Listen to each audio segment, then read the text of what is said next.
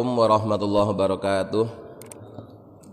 Bismillah, alhamdulillah, assalatu wassalamu ala rasulillah Sayyidina wa maulana Muhammad ibn Abdillah la nabiyya ba'dahu wa ala alihi wa man tabi'ah minad dunya ilal qiyamah la haula wa la quwata illa billah amma ba'du. Hadirin ma'asyiral muslimin hafizakumullah. Pagi ini kami akan membacakan salah satu tip atau cara mengurangi porsi makan yang tidak membahayakan kesehatan. Sebenarnya di sini ada beberapa tip, tapi saya bacakan satu saja.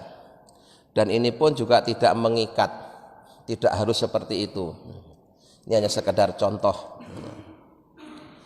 Idza dhahara, ketika telah tampak jelas, laka bagi kalian ma fi sab'i minal afati, tentang bahaya-bahaya kekenyangan, wa ma fil ju'i minal fawaidi, dan faidah-faidah ketika seorang itu mampu mengendalikan porsi makannya sehingga tidak sampai kekenyangan. Ta'ayyana, maka menjadi tertentu alaina atas kita apa bayanu tariqi riyadhati, menjelaskan caranya latihan fi kasratis syahwatil batni, dalam mengendalikan syahwatnya perut. Jadi setelah pada bab sebelumnya dijelaskan tentang 5 bahaya yang muncul ketika seorang membiasakan diri kalau makan selalu kekenyangan, dan juga sudah dijelaskan tentang faidahnya kalau kita mampu mengendalikan nafsu makan. Maka berikut ini akan dijelaskan tentang cara mengendalikan nafsu makan yang tidak mengganggu kesehatan. Fa innaman, maka sungguhnya orang ta'awwada, yang membiasakan al-akla, makan al-kasirong yang banyak, inin takola, jika dia berubah atau berpindah daf'atan secara tiba-tiba, ilal qalili, pada makan yang sedikit, lam yahtamilhu mizajuhu, niscaya dia tidak akan mampu melakukannya, wa dha'ufa, dan dia akan lemah. Bagi orang yang biasanya makannya banyak, kemudian suatu hari dipaksa harus makan sedikit tanpa melalui tahapan-tahapan, maka yang demikian ini tentu tidak baik buat dia atau buat kesehatannya, dan pasti tidak mampu. Biasanya porsinya 2 piring terus tiba-tiba hanya 1 piring, itu ya berat sekali, berat sekali. Maka berikut ini akan diajarkan caranya mengurangi makan sedikit demi sedikit. Fayam bagi, maka seyogyanya ayatadaroja, hendaknya seseorang secara gradual atau secara bertahap dalam mengurangi porsi makannya. Fayan kusu, maka dia mengurangi kolilan, sedikit-sedikit, min ta'amihi, dari porsi makannya, al-mu'tadi, yang biasa dilakukan. Jadi cara menguranginya itu tidak tiba-tiba, tapi secara bertahap, sedikit demi sedikit. Contohnya berikut ini. Fa innaman, maka sesungguhnya orang yakulu, yang makan rogi faini, 2 potong roti masalan umpamanya. Ini karena yang dijadikan contoh ini model makanan Timur Tengah. Nah, di sana itu makanannya tidak nasi seperti kita. Di sana itu umumnya makanannya itu tepung dikasih bumbu, diadoni, kemudian dipanggang, kayak pisa lah ya. Bisa, maka kita sebut roti aja. Kemudian nanti diiris-iris, dipotong-potong, makannya itu pakai kuah. Misalnya orang yang biasanya porsi makannya sehari itu 2 potong roti. Idza aroda, bila dia menginginkan ayarudda nafsahu, untuk memaksa dirinya, ila rogifin, cukup makan 1 potong roti, fayan kusu, maka hendaklah ia mengurangi, fi kulli yaumin, dalam setiap hari dia mengurangi ruba'a subu'i roghifin, seperempatnya 1/7 roti. Jadi ceritanya begini, ya. Contoh ini, sekedar contoh, tidak harus persis dengan kita. Seseorang yang setiap hari porsi makannya itu menghabiskan 2 potong roti. Terus dia itu kepengen mengurangi makan, bagaimana dari kebiasaan 2 potong roti ini cukup 1 potong roti. Jadi target menguranginya itu 50%. Nah, target 50% itu tidak tiba-tiba, tapi secara bertahap, yaitu setiap hari cukup mengurangi 1/4 dari 1/7. Jadi 2 potong roti, ya, yang 1 potong itu kita potong-potong jadi 7. 1 potong itu kita potong jadi 7. Kemudian setiap 1/7 itu kita bagi 4. Setiap 1/7 dari sepotong roti itu kita bagi 4. Nah, kemudian setiap hari yang kita tidak makan itu hanya 1/4-nya. Hanya 1/4-nya saja. Jadi sedikit sekali. Barangkali hanya sepotong kecil atau sesuap, ya. Sesuap. Wa huwa ayan kuso, maka orang tadi telah mengurangi minhu dari 1 potong roti juz'an 1 bagian, min sama niyatin wa isrina juz'an, dari 28 bagian, au juz'an atau bagian min salasina juz'an, dari 30 bagian. Jadi kalau dihitung-hitung dalam 1 hari itu dia hanya mengurangi sesuap, ya. Hari pertama dia mengurangi 1/4 dari 1/7, terus besoknya 2/4 dari 1/7, berikutnya lagi 3/4 dari 1/7, begitu seterusnya.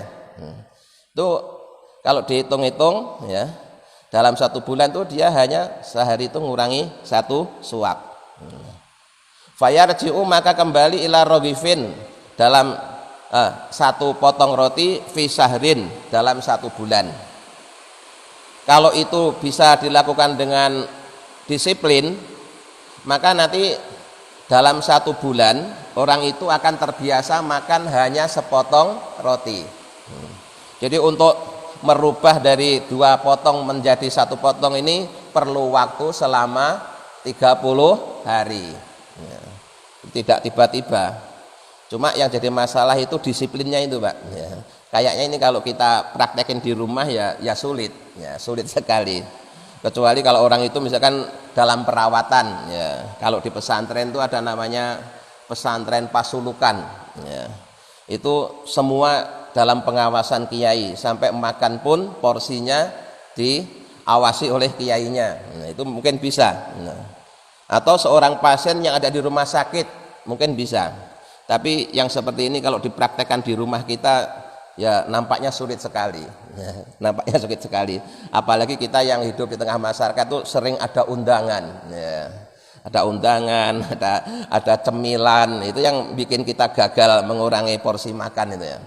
Memang porsi makannya berkurang lah, tapi ngemilnya nambah, ya sama aja, ya, sama aja. Terus sering diundang temennya ajak makan bersama, tambah repot lagi. Maka ini tadi saya hanya sekedar ngasih contoh, ya, riyadhahnya para ulama zaman dulu dalam hal mengurangi porsi makan.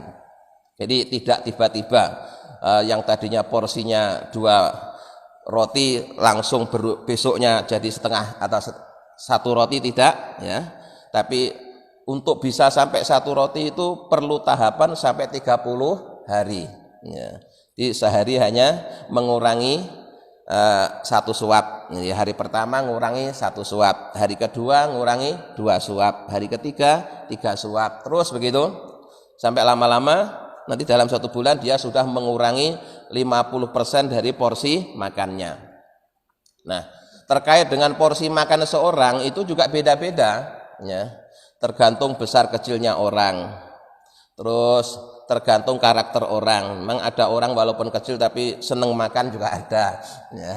Kemudian tergantung juga dengan aktivitas, Pak, pekerjaan. Orang-orang yang pekerjaannya berat itu biasanya ya porsi makannya memang harus lebih banyak dibanding yang pekerjaannya ringan karena perlu tenaga yang banyak. Kemudian Anjuran seperti ini tentunya tidak baik buat mereka yang masih muda, yang masih masa pertumbuhan ya, masa pertumbuhan. Kemudian juga harus dipertimbangkan pula gizinya ya. Walaupun makannya sedikit tapi kalau gizinya banyak itu kan bagus. Yang jadi masalah itu sudah makannya sedikit terus kandungan gizinya sedikit juga. Itu jadi masalah ya. Jadi masalah. Jadi harus dipertimbangkan pula gizinya makanan tadi itu. Nah. Jadi kalau orang tadi bisa disiplin ya, disiplin mengurangi makanan setahap demi setahap, hari pertama dikurangi 1 suap, hari kedua 2 suap, hari ketiga 3 suap, begitu seterusnya, maka dalam waktu 1 bulan dia telah mampu mengurangi porsi makannya 50%. La yadurru bihi, yang kesemuanya la yatadarru bihi, yang demikian itu tidak mengganggu kesehatannya ya, hampir tidak terasa. Kenapa? Karena ya memang cuma sesuap waladharu, dan tidak tampak apa saruhu dampaknya, dampak kelaparannya itu tidak begitu tampak karena memang menguranginya sedikit-sedikit. Sehari hanya dikurangi sesuap, terus besok dikurangi 2 suap, besoknya lagi 3 suap. Yaf'alu dzalika bil wasni, seseorang bisa melakukannya seperti itu dengan cara porsi makanannya itu ditimbang, au bil musahadati, atau cukup dilihat, tidak perlu ditimbang. Tapi sekali lagi kuncinya pada disiplin dan keinginan yang kuat ya. Karena walaupun memang ini kemarin 2 roti sekarang 1 roti, tapi rotinya sekarang tambah gede, itu sama aja ya, sama aja. Memang kemarin 2 roti sekarang 1 roti, tapi ternyata roti yang 1 ini gedenya menyamai kalau dibanding dengan yang 2 roti ya, itu namanya tidak mengurangi, yang merubah itu. Nah, fayatruku, maka seorang meninggalkan kulalailatin ya, setiap hari miqdara lukmatin, seukuran 1 suapan. Jadi kalau dihitung-hitung dalam 1 hari dia hanya mengurangi 1 suap. Itu untuk hari pertama, terus hari kedua nanti dikurangi lagi menjadi dikurangi 2 suap, 3 suap. Lama-lama nanti hari ke-30 dia sudah mengurangi 30 suap. Sudah tidak terasa. Setelah itu terus stabil ya. 1 roti itu stabil dijadikan makan dalam 1 hari. Nah, ini sekedar contoh ya, sekedar contoh, dan kita tidak harus sama persis dengan yang saya ceritakan ini. Jadi para ulama dulu caranya melakukan riyadhah. Riyadhah itu latihan untuk mengurangi porsi makannya seperti itu. Kemudian selanjutnya saya akan membacakan aktivitas di siang hari. Kalau kita kemarin kan subuh sudah, kemudian duha sudah, cari ilmu sudah, makan sudah, lah sekarang terus ngapain? Maka berikutnya dikatakan il ba'da dzalika li syahadi li ta'atin suman tabih qablal zawali tasallula. Kil, hendaklah kalian tidur qailulah. Tidur qailulah itu tidur di siang hari sebelum duhur, cuma tidurnya sebentar. Sebentar. Ba'da dzalika, setelah melakukan semua itu, yang tujuannya tidur qailulah itu lisyahadi, agar kita mampu terjaga di malam hari, li ta'atin, untuk menjalani ketaatan. Jadi bagi orang yang terbiasa melek di waktu malam untuk ibadah, bukan sekedar melek main catur atau apa gitu, bukannya, tapi melek untuk ibadah ya. Contoh gampangnya, orang yang sudah istiqomah malamnya tahajud ya, itu siangnya disunahkan tidur sebentar ya, untuk memulihkan kesehatannya ya. Sehingga kalau memang malamnya tidak punya kebiasaan tahajud ya, tidak punya kebiasaan ibadah di malam hari, ya siangnya tidak disunahkan tidur siang.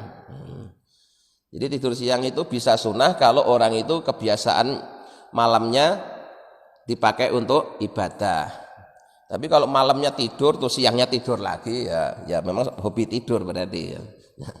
Suman tabih, kemudian bangunlah qabla zawali, sebelum masuk waktu sholat zuhur, tasallula, dengan segera. Jadi qailulah itu tidur sebentar karena dia harus bangun sebelum masuk waktu zuhur. Nah, ini pun juga tidak cocok buat semua orang. Dilihat aktivitas orang itu. Mungkin dari bapak-bapak yang sudah pensiun bisa seperti ini karena siang dia sudah tidak kerja. Tapi bagi mereka yang masih aktif bekerja kan juga nggak mungkin. Di kantor jam 11 terus tidur kan nggak mungkin. Ya. Atau petani itu biasanya kerjanya itu dari pagi sampai zuhur di sawah. Terus tidur dulu ya nggak mungkin. Ya, nggak mungkin lagi. Jadi ini bukan keharusan, ini sekedar contoh. Ya. Jadi bagi mereka yang di pagi hari atau siang hari sudah tidak ada aktivitas, itu dia bisa tidur sebentar menjelang masuknya waktu sholat zuhur. Kalau misalkan sekarang ini zuhurnya jam 12, ya mungkin orang itu tidur sebentar, mungkin jam 11 atau setengah 12 gitu. Tidurnya sebentar, ya. Tidur sebentar, bukan pules sampai kayak tidur di malam hari, itu tidak. Nah, untuk memulihkan saja. Di sebelum masuk waktu sholat zuhur, dia harus sudah bangun. Nah, tidur sebentar ini tidak semua orang bisa, ya. Tidak semua orang bisa. Kadang ada orang yang kalau tidur itu sebentar dibangunin terus pusing, ya, pusing. Maka kemudian marah-marah. Ini juga perlu latihan juga, ya. Bagaimana tidur itu sebentar tapi sudah cukup, itu juga perlu latihan. Kalau saya biasa tidur itu hanya 10 menit, 15 menit itu biasa. Karena latihan dari dulu. Ya, latihan dari dulu, tidur siang itu enggak. Mau seandainya ini waktu tinggal 15 menit, bisa tidur sebentar gitu. Dan enggak pusing-pusing banget itu enggak. Tapi memang tidak semua orang bisa seperti itu kalau enggak pernah latihan. Ya. Ada orang itu kalau tidur minimal harus 1 jam. Atau minimal 1 jam lebih ada juga. Kalau hanya hitungan menit dia malah tambah pusing. Nah, ini dikembalikan kepada masing-masing orang, ya. Jadi intinya bagi yang siang hari sudah tidak ada tanggung jawab bekerja, maka dianjurkan tidur sebentar, supaya malamnya bisa menjalani tahajud. Dan tidurnya itu harus sudah bangun sebelum masuk waktu sholat zuhur. Wa dhuhra sholli jama'atan maksunatin. Kalau sudah masuk waktu zuhur, hendaklah kalian sholat zuhur dengan berjamaah. Syukur-syukur kalian juga melakukan sunnah-sunnah, ya, sebelum sholat zuhur, ya, termasuk sholat sunnah sebelum sholat zuhur. Sumastagil, kemudian sibuklah kalian bil khairi, dengan kebaikan-kebaikan, mimma, dari suatu qad khala, yang telah berlalu. Yakni setelah selesai sholat zuhur, silahkan lakukan aktivitas yang baik, terserah bentuknya apa, yang penting ada nilai kebaikannya, ya. Mungkin dengan membaca buku, ya, dengan aktivitas-aktivitas lain yang memberi manfaat. Ini bagi mereka yang sudah tidak bekerja. Yakni penjelasannya, wa ba'dal akli, dan setelah kalian makan, al-madkur, yang telah disebutkan caranya, mulai memilih yang dimakan, kemudian yang terakhir porsinya.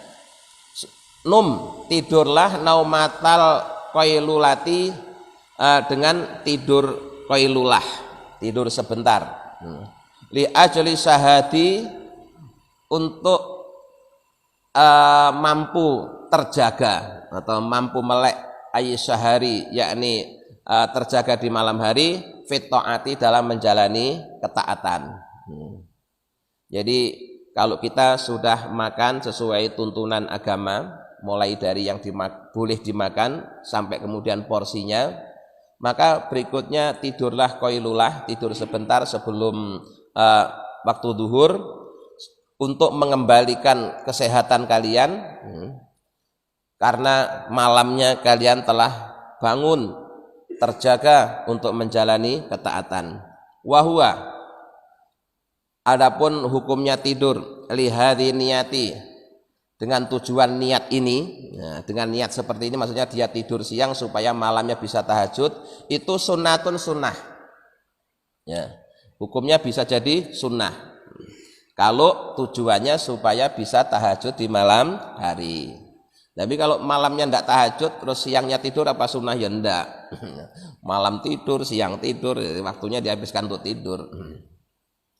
Wa illam yuwafiq lil qiyami fil laili, walaupun ketaatan di malam hari itu tidak harus dalam bentuk sholat, ya bisa jadi mutolaah, ya, atau baca Quran, atau dzikir, atau mengaji. Yang penting ketaatan lah. Ketaatan itu apa? Asalkan tidak maksiat itu sudah taat. Ya. Taat itu apa? Asalkan bukan maksiat itu sudah taat. Jadi seseorang yang asalkan tidak melakukan maksiat itu sudah menjalani ketaatan. Wa fi hadzal naumi fawaidu, dan dalam tidur qailulah itu terdapat beberapa faidah. Minha diantaranya al-i'anatu ala qiyamil lail, menolong agar dia mampu menegakkan sholat di malam hari. Itu yang pertama, ya, faidahnya tidur di siang hari supaya malamnya bisa qiyamul lail. Wa minha, dan diantaranya lagi adalah istirahatun nafsi, mengistirahatkan tubuh kita. Jadi supaya kembali segar, fisik kita ini juga perlu diistirahatkan. Wa sofaul qalbi, dan beningnya hati, li amalin, untuk bekerja baqiyatin hari, di sisa waktu siang, supaya waktu kerja itu ya bisa semangat, karena sudah tidak ngantuk lagi. Kalau kerja sambil ngantuk kan tidak semangat, nanti hasil pekerjaannya tidak bagus. Maka kalau memang ngantuk ya istirahat dulu, tidur dulu, supaya nanti kerjanya itu jadi bagus. Apalagi kalau sopir itu tidak boleh ngantuk. Kalau tidur boleh, tapi ngantuk tidak boleh, karena kalau tidur pasti tidak nyopir. Nah, fa'inan nafsa, maka sesungguhnya tubuh seseorang idza starohat, ketika sudah istirahat, adat maka akan kembali jadi datan sebagaimana hal yang baru. Jadi kembali segar, kembali semangat, karena sudah cukup istirahat. Suman, tapi kemudian bangunlah qabla zawali, sebelum masuk waktu sholat duhur. Bangun minan naumi, dari tidur, hala kaunika mutasalilan, dan lakukan dengan segera. Maksudnya dengan segera itu ya jangan nunggu adzan baru bangun. Kalau nunggu adzan baru bangun nanti terus masih pusing, ya. Apalagi kita-kita yang usia di atas 50 tahun, itu kalau bangun tidur tidak bisa terengginas seperti waktu kita masih anak-anak atau masih muda, ya.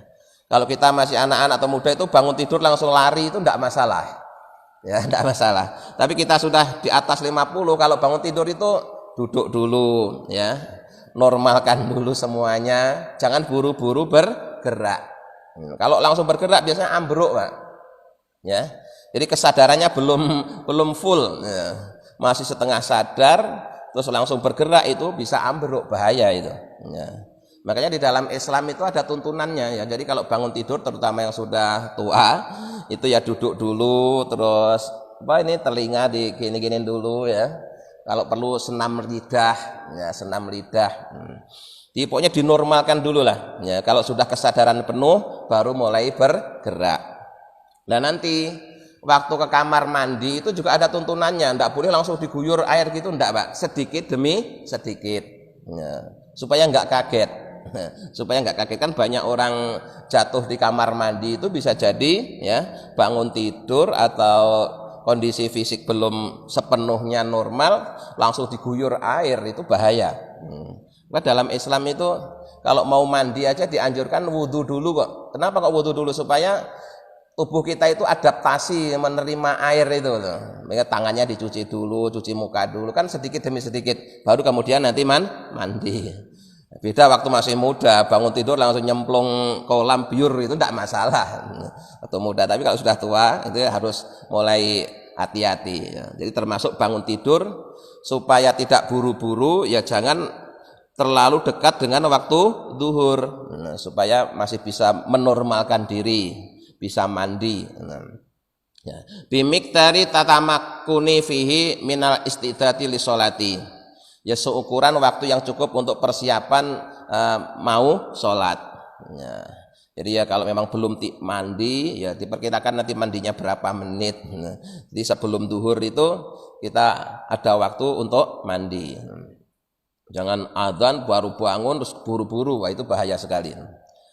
Bil wudu'i dengan wudu, ya, termasuk mandi dan wudunya, berpakaian dan seterusnya itu disiapkan supaya nanti pas sholat itu benar-benar kondisinya fit, tidak baru setengah sadar terus langsung sholat, bahaya itu juga nanti. Hatta takuna qabla dukhuli waqti sholati mustaqbilal kiblati, sehingga sebelum masuk waktu sholat itu kalian sudah siap menghadap kiblat. Zakiron, syukur sebelumnya itu sudah sempat berzikir dulu atau musabbihan atau baca tasbih, watalian atau baca Al-Qur'an. Jadi kita hitungkan sendirilah, misalkan kalau duhurnya sekarang jam 12 lebih 10 menit, paling tidak kita jam setengah 12 itu sudah siap. Nah, jadi ada waktu setengah jam. Nanti kalau sudah selesai mandi, wudu, yes, mungkin mas sambil nunggu datang waktu duhur, kita bisa dzikir, bisa tasbih, bisa baca Al-Qur'an. Fa inna dzalika, maka sesungguhnya yang dimana itu min fadhailil a'mali, termasuk amal-amal yang utama. Termasuk amal-amal yang utama. Wa ilam tanam, dan bila kalian tidak tidur, misalkan ada orang yang tidak punya kebiasaan tidur di siang hari, bahkan kalau tidur di siang hari itu malah jadi pusing, misalkan ada seperti itu. Nah, wastaghalta, hendaklah kalian sibuk bisolati dengan sholat, wa dzikri dan zikir. Jadi kalau memang enggak biasa tidur, terus kalau dipaksa tidur nanti malah jadi pusing, ya bisa sibuk dengan amal-amal soleh yang lainnya. Fahuwa afdalu a'malin nahari. Di zikir itu tidak hanya utama di malam hari, zikir di siang hari itu juga utama. Kenapa? Karena umumnya orang kalau di siang hari itu malah banyak yang lalai. Di saat orang-orang lalai, kita ingat itu bagus. Ya. Ibadah yang istimewa itu ibadah yang tidak semua orang bisa melakukan, itu menjadi istimewa. Umumnya orang lalai dia ingat. Umumnya orang tidur kita tahajud, itu jadi istimewa. Termasuk amal-amal yang dilakukan di siang hari itu menjadi amal yang utama, karena umumnya orang di siang hari sibuk dengan aktivitas di luar ibadah. Li'annahu waktu ghaflatin nasi, karena di siang hari itu umumnya waktu orang lupa anillahi ta'ala, dari Allah Ta'ala. Summa sholli fardhu dhuhri, kemudian sholatlah fardhu duhur, ya, bijamaatin dengan berjamaah, ma'a sunnatiha, bersama sunnahnya sholat qabla zuhur, nah, al-qabliyati, sunnah qabliyah, nah, wal ba'diyati, dan sunnah ba'diyah. Jadi kalau waktunya masih longgar sebelum sholat duhur, kalian bisa sholat qabliyah, sunnah qabliyah. Nanti setelah duhur sunnah ba'diyah.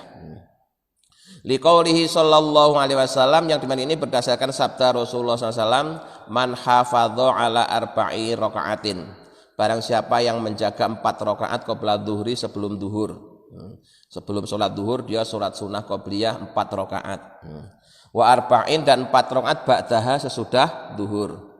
Ini walaupun 4 rakaat ngerjainnya 2 rakaat salam, 2 rakaat salam gitu.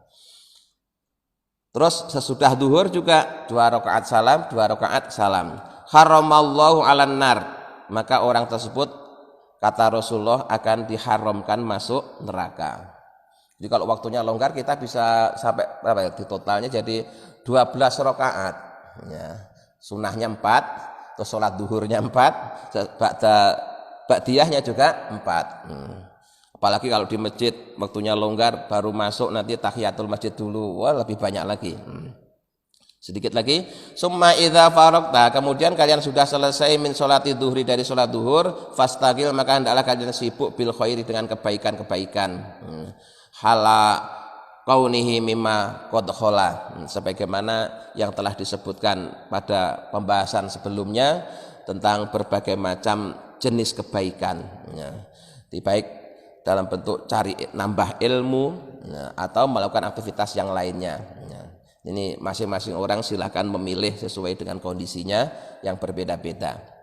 Jadi hadirin sekalian, intinya Islam mengajarkan hendaklah setiap waktu yang kita miliki itu menjadi bermanfaat, ya. Karena waktu itu modal kita dalam beribadah. Ya, walaupun kita punya semangat ibadah yang tinggi, kalau tidak ada waktu kan tidak bisa. Maka mumpung masih ada waktu, gunakanlah waktu itu semuanya bernilaikan ibadah. Dan ibadah tidak harus yang berat-berat kan, ada juga ibadah-ibadah yang ringan. Mudah-mudahan dengan bimbingan Allah kita bisa mengamalkannya. Amin ya rabbal alamin. Allahumma sholli ala sayyidina Muhammad wa ala sayyidina Muhammad. Alhamdulillahi rabbil alamin. Allahumma inna nas'aluka imanan da'ima yaqinan shadiqa wa qalban khashian lisanan dzakira wa rizqan halalan wa ilman nafi'an wa ladan sholihah. Allahumma ja'alna wa auladana wa dzurriyyatina wa talamidana min ahlil ilmi wa ahlil khair wa lil ibadah wa la taj'alna min ahlil jahlil masyah. Rabbana atina fid dunya hasanah wa fil akhirati hasanah wa qina adzabannar. Subhana rabbika rabbil izzati amma yasifun wa salamun alal mursalin walhamdulillahi rabbil alamin. Assalamualaikum warahmatullahi wabarakatuh.